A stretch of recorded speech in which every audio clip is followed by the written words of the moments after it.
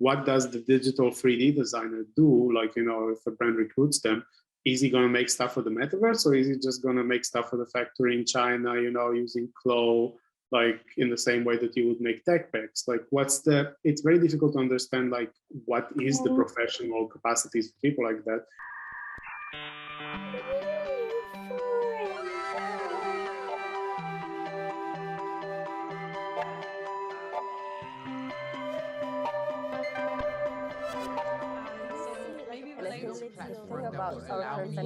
Welcome yet to another episode of NewForum. NewForum brings together leaders, creators, new starters, and new perspectives on crypto, the metaverse, NFTs, social 3, and DAOs. NewForum is powered by Newcoin Foundation and provides humanized and organic ways for thinkers to coordinate in order to ensure the conscious and ethical growth of a new web, embedding the values of care, freedom, and creativity. And in today's episode, we have a very special guest, Assaf Reeb. He's an innovative fashion designer based in Berlin. He's a fashion pioneer and co-founder of EVA, building user cases for digital fashion and helping brands enter the metaverse. Wow. We are super honored to have you on today's episode and can't wait to hear more about you and what you build. So we'll begin with, out of curiosity, we want to hear about you and your work as a fashion designer. Sure. So thank you for having me. So I can tell you a little bit about like my background. I'm originally from Tel Aviv, Israel, and I started my career in fashion design when I was started studying when I was 18, did my bachelor in design, then went on to do some internships, the kind of usual trajectory, then did my master's at Central St. Martin's, which is kind of like the main place if you want to go and become a fashion designer. Yep. Under the tutelage of a legendary teacher called Professor Louise Wilson. And I was kind of like, my whole mindset was about basically working in the fashion industry, becoming a designer, and then the whole kind of like, narrative around what that means. Okay. And I was doing some consulting for luxury companies. I was trying to get my own brand in motion, got some funding for it as well. So it was really exciting times and I was really into it. But at the same time, I was also really frustrated by a lot of the kind of inherent structural difficulties that this industry has. And I'm talking about sustainability in an environmental perspective, but also from a business point of view. What does it mean to make clothes as a designer today when the entry barriers are super low on one side, and on the other side, big corporates very much control this industry, and replicating and creating content in an ever increasing speed to supply a demand that they're creating themselves by making their old designs from a few weeks ago redundant very, very quick. And this really happened over the last 10, 15 years. So it started in the 90s with fast fashion coming into play and Zara and H&M changing the models of how fashion is being produced at scale. But in the last 10, 15 years, I think it really trickled down into every part of this industry. And there became a saturation of brands, designers, collections. So, from 2 collections a year, winter and summer, or spring, summer, and autumn, winter, we turned into 4 collections a year with cruise and with pre-fall, and then into some kind of endless, cycle of drops that is fueled by social media and by the hectic rhythm in which we contribute content, consume content, sorry. And as a part of my work as a designer, I was always super interested in the image making. So I always felt like part of making fashion is about making an aspirational image, a desirable image to give to people so they could imagine themselves as someone else. And I was also quite into the whole digital aspect of creating design. So using 3D prototyping tools for simulation, using 2D CAD tools for graphics and things like that.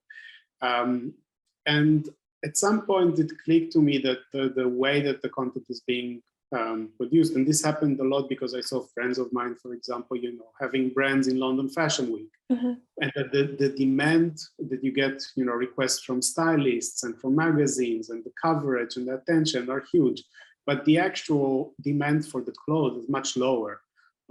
People don't need as many clothes, and often you see big brands doing very elaborate shows, but in fact what they mostly sell is perfume, lipstick, t-shirts, socks, bags, like it's never about the whole vision. So it kind of clicked, and I think a lot of people felt it in the same way recently, that if all these images are being created digitally and are consumed digitally, what's the point in creating such a pollution, such an expensive, slow 19th century kind of industry, really, right. and maintaining it over and over, causing huge damage to the planet and causing huge, like unnecessary stocks that pile up, clothes that people don't need, spending money on it, and as a result of not being able to spend as much, kind of, and the margins growing smaller and smaller, resorting into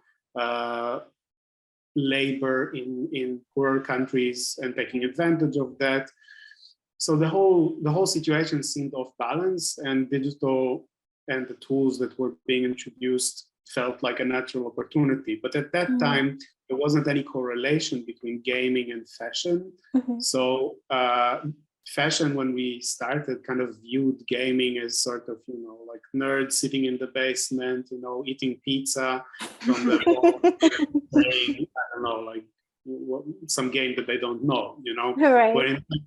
I mean, I grew up playing games. A lot of my friends played games, and it was obvious for me that this is much broader than, like, some kind of like cliche of what a gamer is, or what a hacker is, or what a nerd is. I mean, this was becoming, especially in the last years, it's a young industry, but in the last 10 years, I think it's clear how it became some sort of a huge entertainment industry, in fact, and very attractive and lucrative for people who are in the business of changing appearances and dealing with self-expression. And if you can express yourself in the same way in virtual worlds, and you do, and people do that in games like Fortnite, spend a lot of money on what their character looks like, etc. Why won't you give them tools to do that digitally with something that's a bit more connected to pop culture than an armor or something like that? And that's kind of what brought me into this space. And I've been doing different things, from building web experiences to host 3D fashion shows, presentations, to augmented reality through the Lens Studio and Spark AR platforms by Facebook and Snapchat. Like, I was like one of the early Lens creative partners for Snapchat, and then entered the beta. So this really took me into augmented reality and how to take these models that we create that look like clothes and actually do something valuable with them. And I think from there, looking at the entire landscape of interactive entertainment, so augmented reality, gaming, VR, like the Metaverse world, social media in the broader sense of the word. It's clear that there are so many places where you can apply the same mechanics that you do as a fashion designer, or as a fashion brand, or as a lifestyle brand, and give people the same experiences where they are actually at, which is in those virtual worlds. I think COVID gave it a huge push. At the beginning, when we were having conversations, people found the idea appealing, and I come from fashion, and most of the people in my circles are coming from fashion. I mean, today less, but or more and more coming from other directions. But initially, I come from this industry, and I understand the kind of things that companies are worried about. When you're maintaining a brand, it's very easy to dilute the brand. It's very easy to lose the context of the brand, and sometimes this is all you have. Otherwise, you're just selling T-shirts and commodities. So you're selling an idea as much as you're selling something that is useful for people. And people are extremely worried about that, and rightfully so. They are used to have a very large degree of control. And I think at the beginning, when we started talking about this was seen as a peculiarity, an interesting concept, a science fiction thing, maybe in 5 years, maybe in 10 years. Right. And then we all went to lockdown. And it exploded. Well, I think at the beginning, what we saw was a lot of people trying to kind of like make the old things happen in a new way. So kind of like just replicating things that they knew worked for them in real life into digital. And then I think what we saw is one, that the reality is not really 100% digital, but it's also not coming back to being 100% physical. So even if you're against tech, you're still today forced to be technological. You need to have the QR app on your phone. You need to digitize your passport. You need to log into places and sign in, like, you know, once you arrive there with the QR code. You need to have Zoom calls because it's not so easy to travel. So I think this forced this kind of transition on people that before could go around it. And also during this not very short period, I think what people understood is that it's not temporary, and new ways of interaction need to be built. So it's not that we can just build some kind of temporary structure that holds us, you know, until this passes and we can go back to the way things were before. But actually there is place for newness now, because we need new solutions for this world that we are living in, which is not the same world that we had 2 years ago, and it's not likely to go back very anytime soon. So I think this really changed. One question regarding that, I was wondering, you know, do you see like brands adapting to that? Like, let's say traditional fashion brands, do you think they're gonna adapt fully to that, or do you think there's gonna be two separate, let's say, two separate business models, like the full metaverse one and the more real like physical? I think, I understand the question. I think it's a super interesting question. I think it's really like in the same way that it's really difficult to talk about the metaverse, because we know that the metaverse is not like Facebook's metaverse. It's a combination of many different kind of platforms that some of them aspire to be, you know, some kind of universe, and others are just a 2D interface tool to communicate through text. It's really difficult to pin down what it is exactly. And within this metaverse, I foresee that blockchain and Web3 will have a bigger and bigger part. But at the same time, you know, we know that it's not going to all look the same. Like, you have your protocol, other people have their protocol, and it's fine. It's like, that's the way things are in the world. But we're not going to have an HTTP, you know, we're not going to have a digital fashion HTTP. When I started, like, you know, came into this space and these ideas, you know, I was like, yeah, we need to think about the standard. There will be no standard, because unless some company gets extremely lucky or extremely violent in how they behave, like, it's very difficult to imagine how we would give up some very effective tools just to be in one place with people, as strong as network effects are. Like, even with Instagram and Facebook, and basically Instagram is Facebook because they bought it, not because they built Instagram. You still have other places. You have people who are only on Discord. You have people who are only communicating with their classmates on Fortnite or on League of Legends, you know.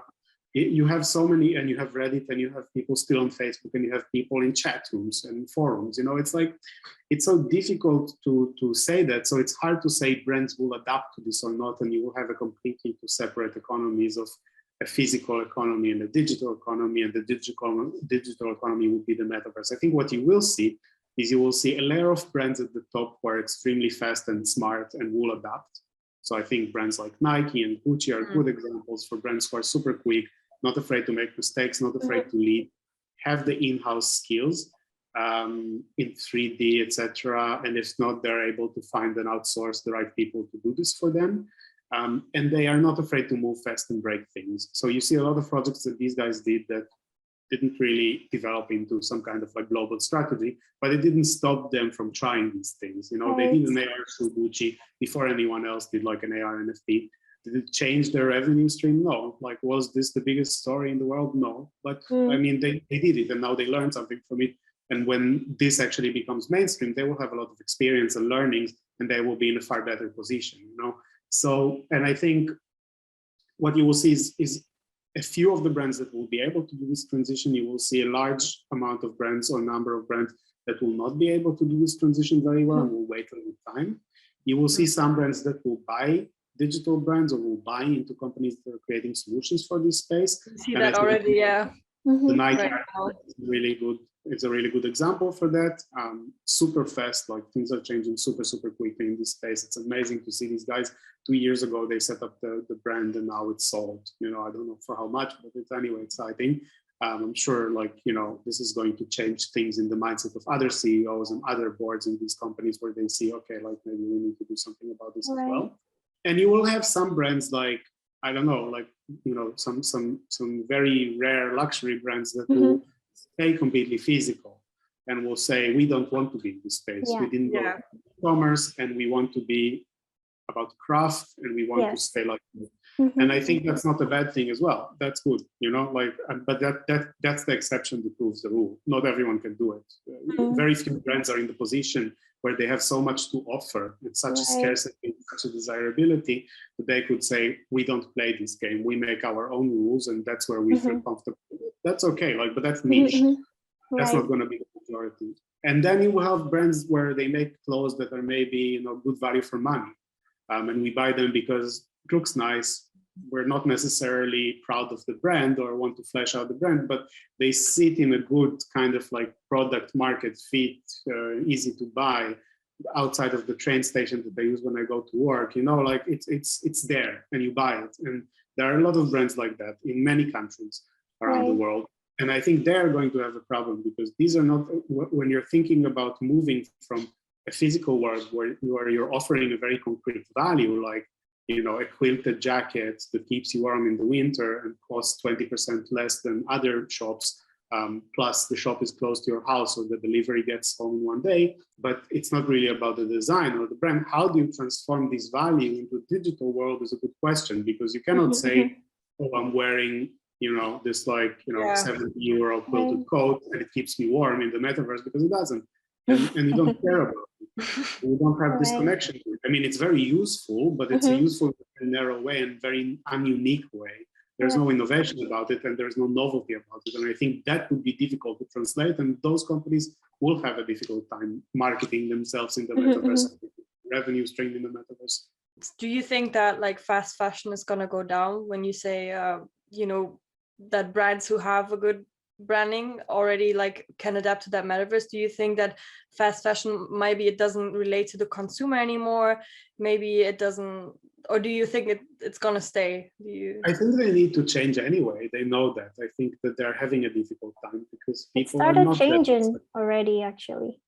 Yeah, I think people are not happy to buy clothes that they're, you know, don't know where the materials came from. Disposing. I don't know if everyone feels like that. Obviously not, because these companies are still going. But I think we are feeling something, and I think this is kind of like it spreads and trickles down, and the people around us, you know, like we think twice before we buy something. When 10 years ago or 5 years ago, you wouldn't. You would just buy it because you don't care and you don't know, and it's like so cheap that who cares?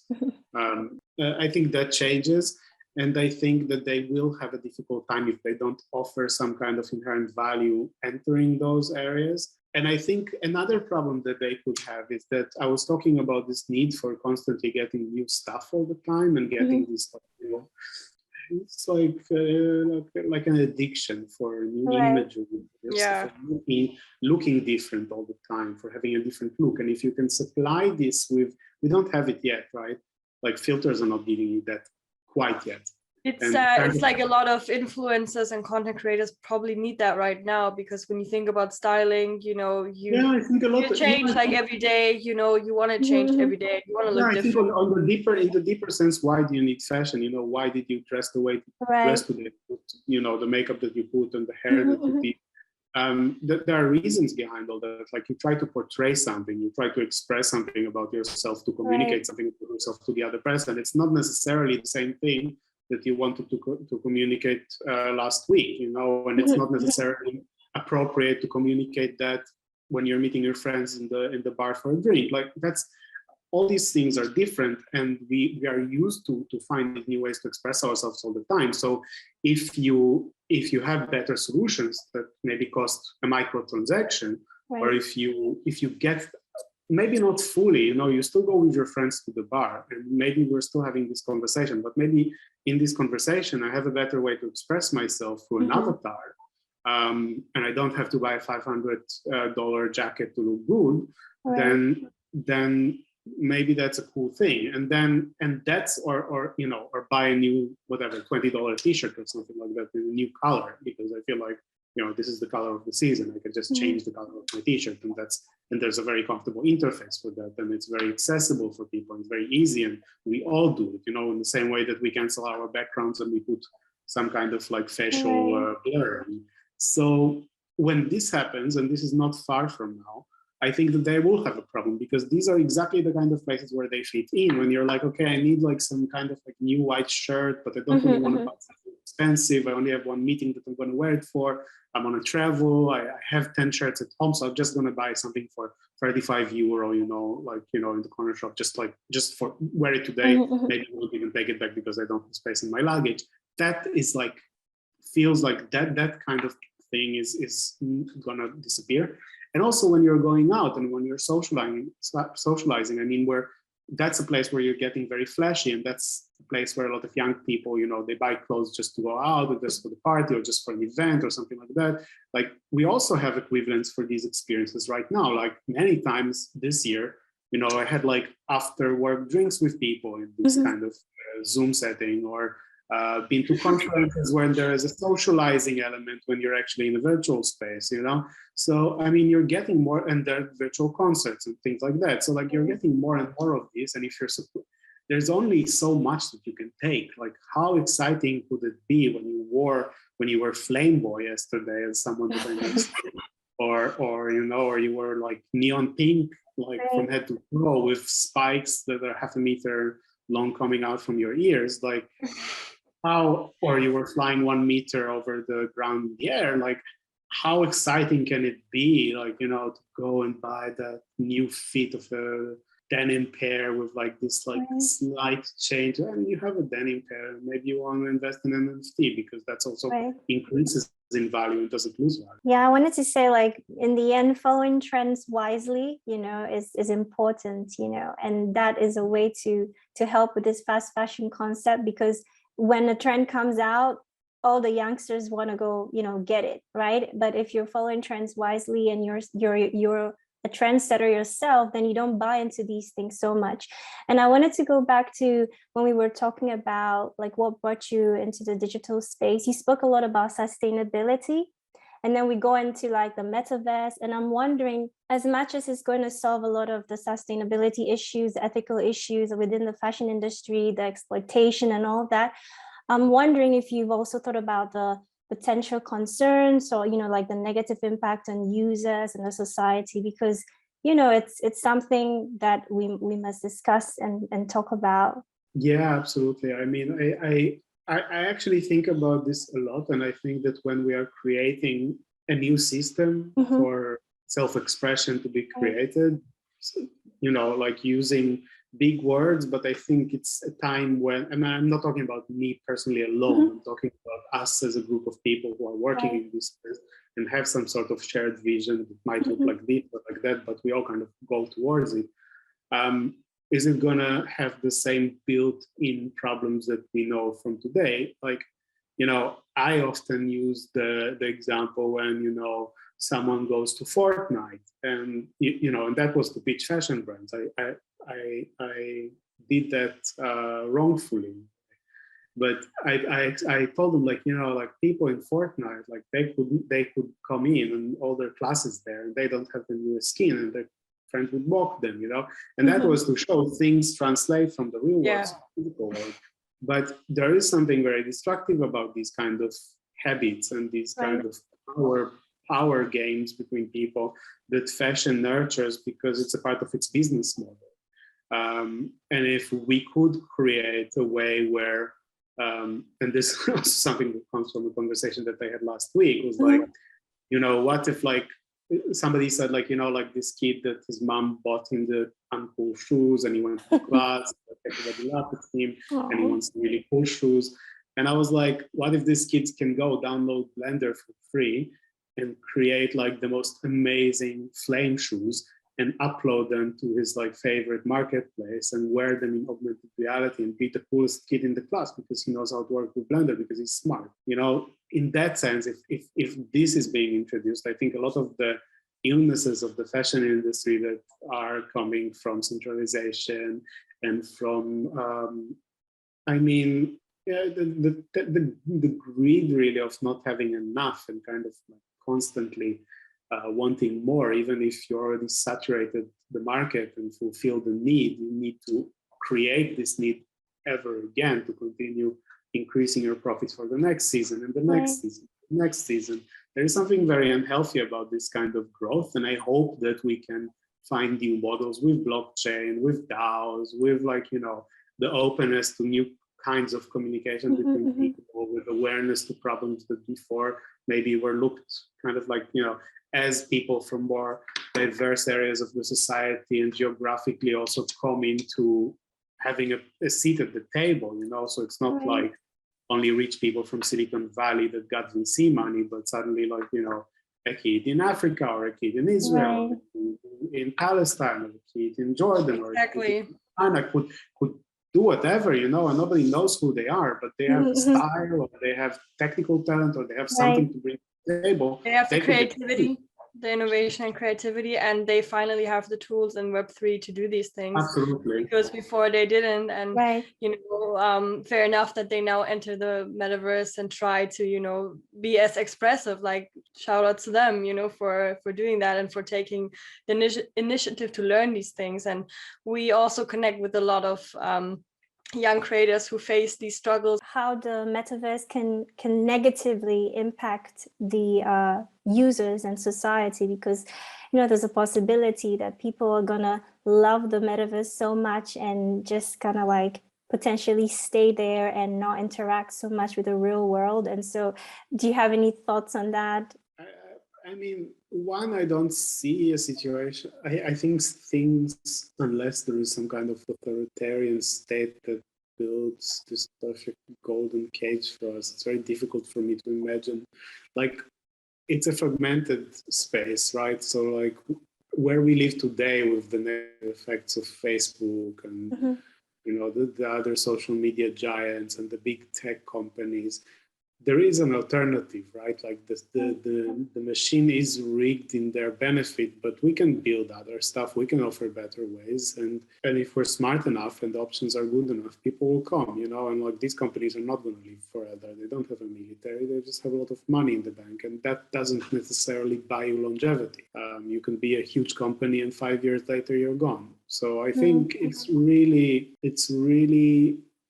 hard to believe that people will be, if we continue in the same kind of structure of the market, that people will not have an alternative for healthier systems, and that, out of the lack of mental health solutions, bad practices, and all these things, good things will not. I'm optimistic in that sense.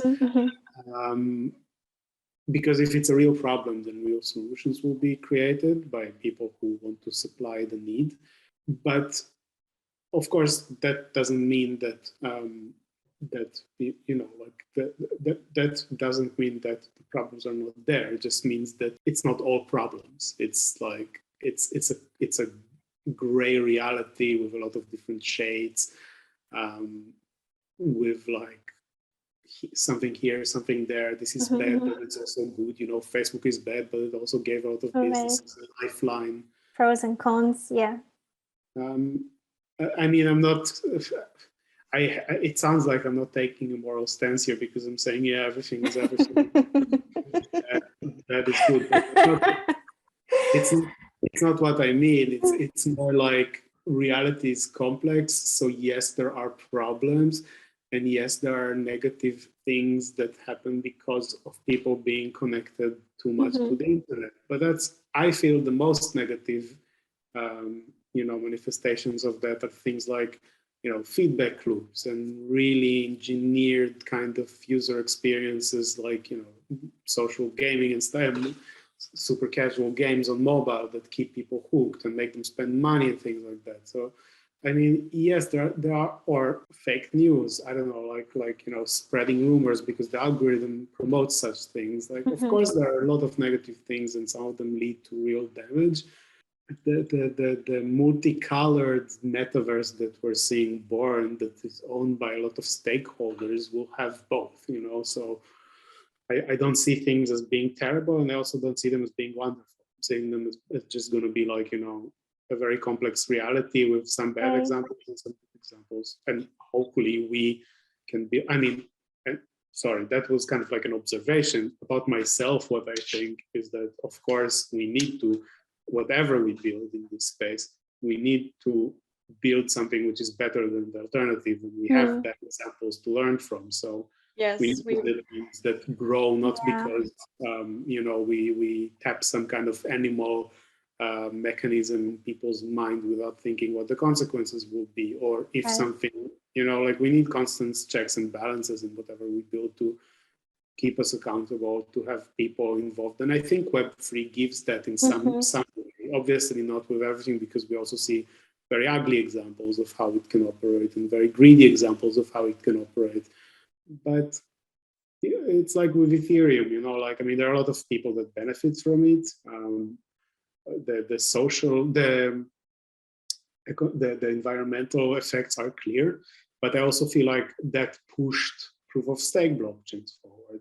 And eventually it's clear that things will have to change, because it cannot continue forever. And if it will continue like that forever, then it would be a very niche thing. Like there is a constant. Yeah, exactly. Like we are actually working on these type of things, exactly what you're talking about, solving this like proof of stake and proof of work kind of systems. And we are more focused on building the system around proof of creativity and all like other things that our protocols tries to solve. And it's really interesting. So do you see like in the future social media and like, let's say the normal creator, do you see them having more ownership? Do you see it's more a distributed like system, like saying a creator now can have a social token, own and have their own NFTs? Do you see it more like like in that way decentralized for creators? I hope it would be much better. Like I started getting into this space, like I said, from AR, which is basically a system, through AR on Spark AR. And Lens Studio, which are basically tools that Snapchat and Facebook built to let members of their community create AR content. The business model behind this is that you either create for likes and follows, or you manage to get brands that pay you for commissioned work. So I was lucky to be able to do commissioned work for brands. But this is not a sustainable model for most people. Like there is a limited amount of brands and there is a limited amount of money. And sometimes it's not even about how good a creator you are, it's about your networks, So you can be an amazing, talented, super great programmer or 3D artist and create the most amazing content for Instagram, but you're a terrible businessman. And some brand would come and would rip off your work and wouldn't even know how to deal with it. So I think like, if it was easy to license it, for example, with tokens or something, then maybe that would have been a great solution for that and people will actually get paid. And if not, then their communities would have a way to see that, this was not the original work. In that sense, like, absolutely, like creators need to be compensated. And I think that the reason why so many creators are on these platforms are because network effects, but they only go to a limited extent. Like if we will have a use case with enough traction and enough users in the network that will give value back to creators, or will change how value is distributed, because it's not like creators in these platforms don't have value. They have value. It's just being taken from them. So it's just a matter of redistributing it and creating new systems to handle this value. For me, it's clear that once this happens, and if the tools in place are good enough, and it can happen because we see tools like Blender, they're becoming better than the alternative in the market. Like they're amazing, and it's open source, built by the community, also getting some funding from big companies. That's what I mean about things having, complex structure, and things are not like, binary in that takes sense. Time to build these things and to figure these things out, also like how and also I'm very pro indie creators, and I think that's the future in many ways.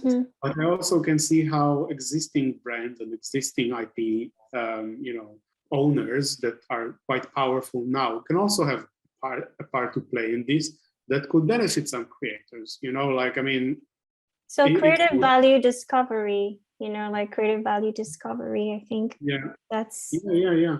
Absolutely. I mean, yeah. You could have, we are working on this concept right now where, you have a creator, let's say, and in the beginning, when you invest in the creator, you earn more than, let's say, when you reach the peak and the creator is already valuable. So that kind of makes you always want to discover new people and support new people.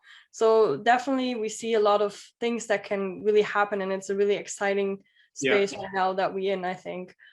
Right. So like the value beyond just likes, like the shallow likes, because a lot of people post amazing content and then it's sort of like minimized to how much like they have, and so creators being valued, being able to monetize is very important, and also having the right community feedback, because currently the social 2 platforms are so one directional, and so we hope that social 3.0 is going to bring a lot of hope, and a lot of changes and possibilities. And so we're still getting there. And I feel like even with when we were talking about like metaverse and the negative pros and cons and whatnot, it's hard to say, it's hard to think of the unintended consequences. But I guess with everything, I always say like finding the balance, and staying true to your values and having the right community, right people around you to just keep you checked kind of, or grounded,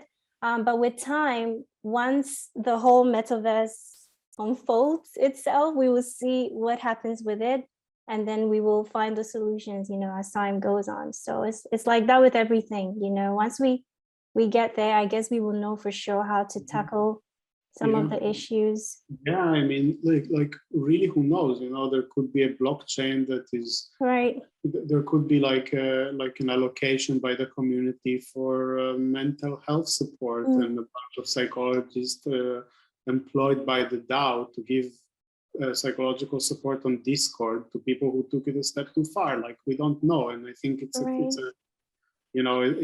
will be an organic process to an extent. And I think, as you said, like I don't think it's very different from our real world common sense. At least it's not, like the same principles of fairness, of value, of moral, of interaction with people that we apply in real life, with our family, with our friends, the things that we need, the things that are not good for us. Like, it's just an exaggeration of these things, an abstraction of these things. But if we apply common sense and we apply this kind of thinking that we know from the real world, I don't see why we shouldn't be able to find good solutions for these challenges as well. I mean, the challenges are there is no question. But the question is, are we aware that they're there when we acknowledge them, when we are entering this kind of transition period? And are we willing to say we're not perfect, the things that we're building are not perfect, they have more than one purpose, which is just to make money. We are more complex than that, and we can acknowledge that, then we find solutions as we go, and we listen, and we do things in a human way, which is how we would do it in normal life. I think the anomaly is actually like out of control capitalism, huge companies. That's when it all becomes very mechanic, very profit driven, very optimized, and not so much about the people. But when you have more nodes and less one decision maker that has one priority, suddenly a more complex landscape where people can have different ways to be, to communicate, to signal their value, to signal others their value, then you have more solutions will be created and consensus will be applied. And there will be more control of the community or of the DAO to say, okay, like, we need to stop this right now, or we don't want to give you more power, and that will be interesting. Yeah, and I'm sure there will be terrible DAOs where they abuse people, and and with great precision and great effectiveness. But that doesn't say that DAOs are bad, that means that some DAOs will be bad, and that we don't want ours to be bad, and that we want to create better alternatives. I think that's the most down to earth kind of like practical solution. Of course, that doesn't mean that things that are bad you need to turn a blind eye on. It's just like at the same time, because we're building in this space, I'm answering in this context, let's build things that are that we wouldn't be ashamed to be a part of. Right. Of course, if the intention is just solely money driven, then people are gonna miss a lot, But if the intention is to build something for the better of the society, for the better of the world, then I think that we're gonna hopefully be going towards the right path. And as I'm listening to you, I couldn't help but think, because I know that you give talks, workshops related, talks about digital fashion in various universities, and you actually gave a talk of my alma mater, SCAD. And so, I went to SCAD, and so I was just imagining myself back at SCAD and having you talk to me and how inspired I would have felt, because you're sharing a lot of valuable information, and I just wanted to share that and put that in there. Yeah. Yeah. Did you study fashion there? Yes, fashion design. It's very useful. It is, yeah. No, I mean, it's I think it's so important that fashion students and people that are working in this industry know about the options that they have. But I'm seeing an openness, from educators all around to open up for these new possibilities, also because it is a difficult time to graduate for fashion. Right, it is, yes. Is such I wonder, do you personally sometimes miss the physical fashion design aspect, because obviously in 3D you have so many options and you can do basically what you want, you can delete, but there is something about craftsmanship and about, the physical, actually touching and there's something special about that process. Yes, there is, and I'm not the best example because I'm so into to the digital. Yeah, I'm just But I mean, I think that a lot of, or I like to think that at least my self-perception is a lot of the value that I bring into things like that. I mean, I can do 3D, I can do the things that I learned and I understand some of it, but obviously it's not I'm not an expert in this people who did it for 20 years.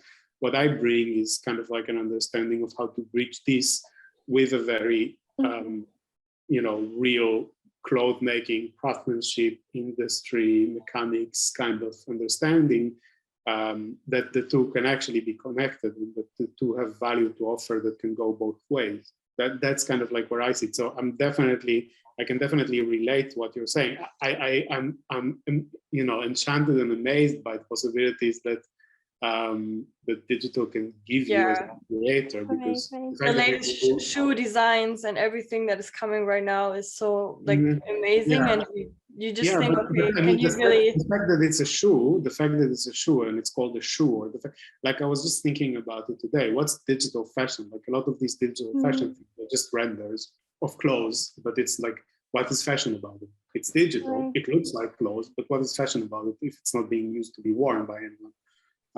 That's another good question, I mean, what makes it different than a picture of an ape, or what makes it different basically, from another derivative like virtual land or virtual skateboard? One answer could be not much, and another answer could be that the context means a lot, and if you can bring this context of craftsmanship means something, attention to detail means something, braid means something, fit, color, sensibility, connection to pop culture. All these things are things that are quite unique to the fashion industry. And if you can bring that into the picture, then these values can translate well. Some of them translate better, some of them are more challenging to translate and transfer, but basically they could travel across different use cases. So going back to your thought, since you've been traveling around and visiting universities, especially giving talks about digital fashion, I was thinking that it is, as much as I love the traditional, actually touching stuff and the traditional processes, because when I was studying, that was what was available to me at the time. And now I'm so inspired and interested in getting into the digital space as well. But I wanted to say that like the foundation of actually knowing how to make, like you said, can be translated into the digital space, and it can even make you feel more like, it's like you really know, and you have a true this understanding of fashion that is like it's amazing to have that knowledge. And so when you're translating it into the digital space, I feel like it must be even more interesting or nicer. I don't know. I'm not in the No, I digital agree space. with you. Right. I think But that if you can give right. valuable context to things and valuable references in other space, it's usually what makes it more interesting. Right. And because so you're right, Joyce, you can create anything. There's no limitation. But if you can bring a mindset and a context into it, which is from knowing the limitations, from knowing what exists and what doesn't exist, then you bring interest and you bring personality. Possibilities. It would be funny to see the new generation of fashion designers coming out and not really knowing anything about, you know. Yeah, I was trying to ask. Yeah, that was actually my curiosity, because you know they're not gonna fit anywhere in the clothes. Right, like you made a good point about, you know, the digital space is sort of like it's solving a problem, especially for these fashion designer like students in taking like BAF, or how do you say it, bachelor's degree in fashion students, right?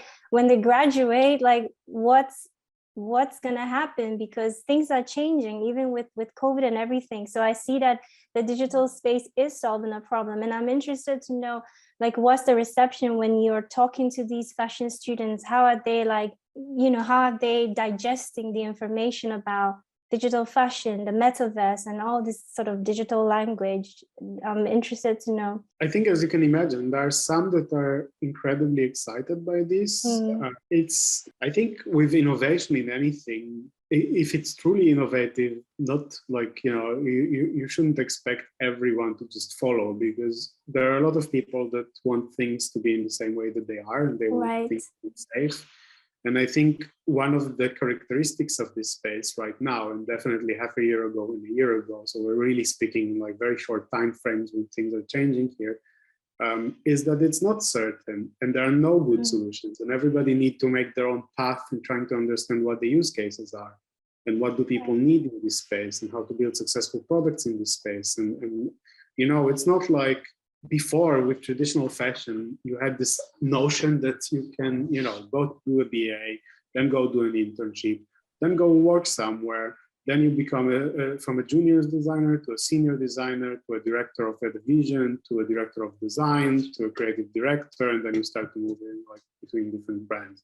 Or that's the hope for most people. Right. You don't have that in digital fashion because companies are just starting to create roles for these people, you know, and the roles are not very clear. Head of Metaverse.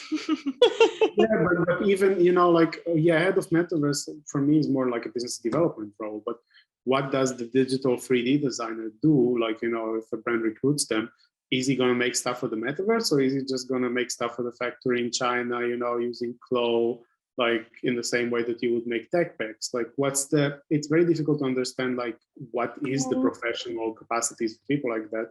And also, even if you're starting a business in this space, there is a lot of risk. So to answer your question, like, did everyone were like, oh, I don't want to be a physical fashion designer, I want to be a digital fashion designer? I mean, maybe now when Nike acquired Artifact, we'll have more people like that. And as more money and more mainstream attention flows into this space, you will see more and more people being, you know, kind of like charmed by the potential. But some people immediately get it. Others are threatened by it. Others are attracted to it, but kind of like, you know, sit on the fence and wait. Some want things to stay exactly the same. You know, I have friends work at luxury brands who don't care about this at all. And I have friends work at the like most like traditional, like heavy luxury brands, like doing like very hands-on craftsmanship work that's like really about the cloth and the quality and the finishing and the factory and the models and the catwalk, like the real fashion designer job. And they're super fascinated by it. You know, that's like, so interesting how different the reactions are. Yeah, it is. It's actually funny because I worked a bit in the New York fashion industry, and it was amazing and all sort of things. However, I couldn't help but think about when you spoke about, the waste. We make all these amazing couture like garments, and how many people are buying it? A lot of PR stuff, for celebrities to wear it, but in the end, how many people are buying it? And then we had this like huge room space where all of the collection will be tossed in there, and then there we would have like once in a while these sales shows just to have people buy them cheaper, in a way. But then how much would be bought, because there was a lot of money that got into it, and so not most people cannot afford to purchase such expensive garments. So I think in a sense, like as much as I love the traditional methods, but I think that finding that balance in between, especially for those of us who still love the traditional stuff. I feel like it's still okay to educate ourselves in the digital space, because we are living in a time where everything is getting digitalized, and so I feel like we shouldn't be left behind. We should just educate ourselves, and if you have access to the tools, why not, but it's definitely solving, I must say, quite some ethical problems, in the fashion industry. So that's really great. So I'm wondering, what has been your favorite project so far? In digital fashion. Yeah, maybe in digital fashion. Generally in the metaverse. In the metaverse, digital fashion, any project at all that you enjoyed so much, and why? I think I'm really inspired by what Artifact did, not specifically about the sale tonight, but before that, they built something that was based on top of existing culture, like the sneakerhead culture. So to go back to your question about the craft, it had a lot of sensibilities to what this community is like, what do people like, what is the craftsmanship of making a sneaker, like what kind of sneakers are iconic. And it referred to that, but it also built upon that and built something which was very new. It was done very skillfully, and they built a very passionate community around what they're doing. And they managed to connect all this into blockchain and ride the wave of NFTs early during the year, which That's was actually amazing. incredible. All these Timing. points coming together.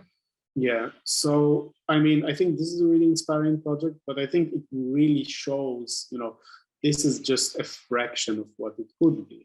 This is just like a bunch of people doing something specific in a specific part of the industry.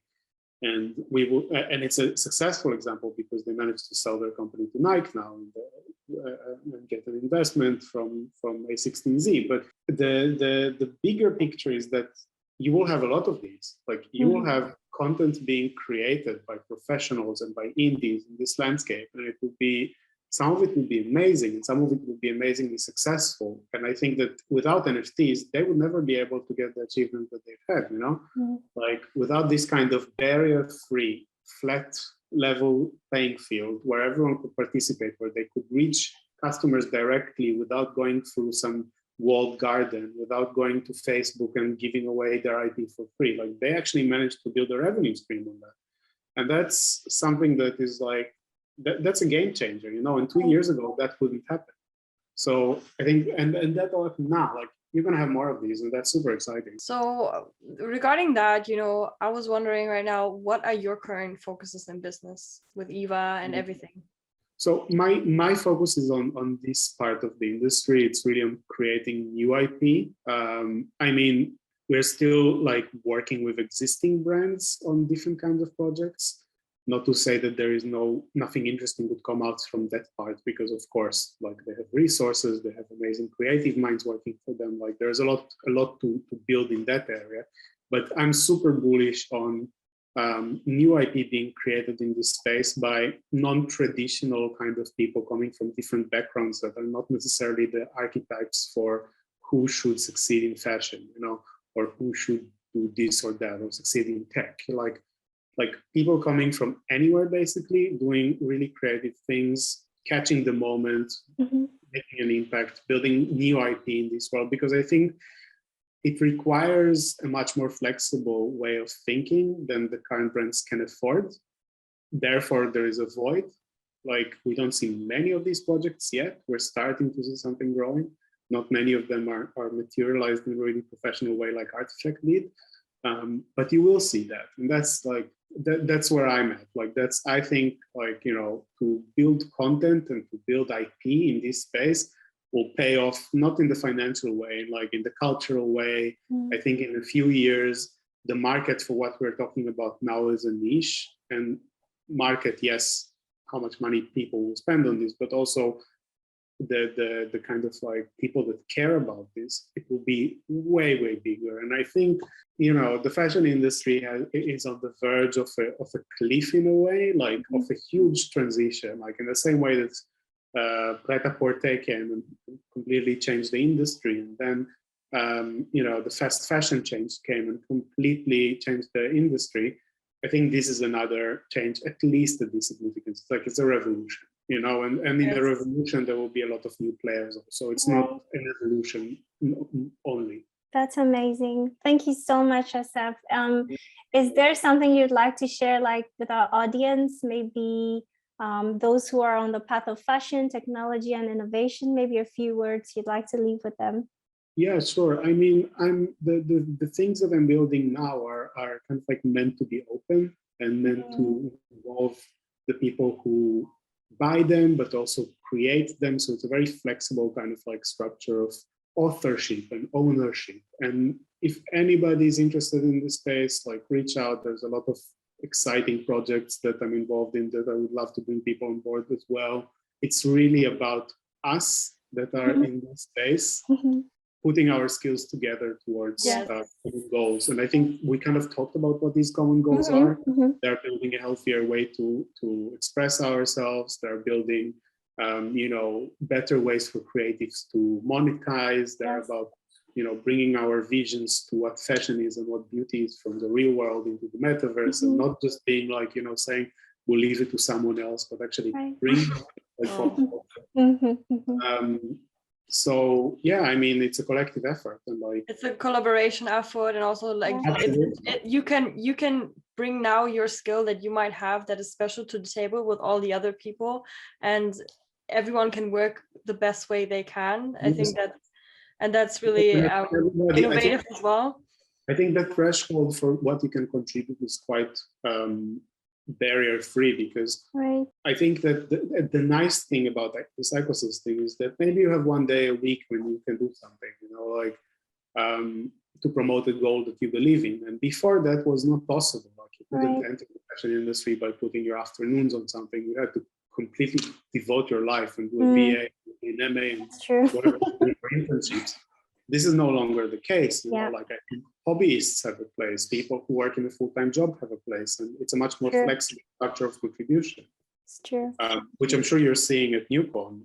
Yes, certainly, definitely. We have such a you know, diverse team, and like it's really interesting the way we work. We work kind of, you know, everyone is working on what they are good at, but also we have feedback loops, and it's a really different type of way of working, but super we see super effective things, and it's really interesting right now, the space that we're in. Yeah, it really allows real diversity, and I mean real in capital letters. You know, it's like everybody can access the space as long as you have, you know, the internet and a computer, hopefully, you know. And so we're really excited about this, because we've had chats with a lot of creators from Africa, and it really warms my heart, because, you know, most of the time there's a lot of talent in, you know, all over, but it's always limited to, like, you know, specific countries and whatnot. So this space is definitely, and I would go back to my favorite word, real diversity, and we're looking forward to where it's gonna go. It's really cool. It sounds like you guys are in the right place, and yeah, we are excited to see where all of this is going. Also with you, you know, I personally, I don't have any experience with augmented reality. I have a sense of like 3D and what that is and can create, but augmented reality is still something that is like super, you know, far away from my consciousness. But I'm so excited to see where this is going. And thank you so much for, you know, sharing all of your insights. I think this is really valuable for our audience to listen to, and to really get a feeling for what the space might could be.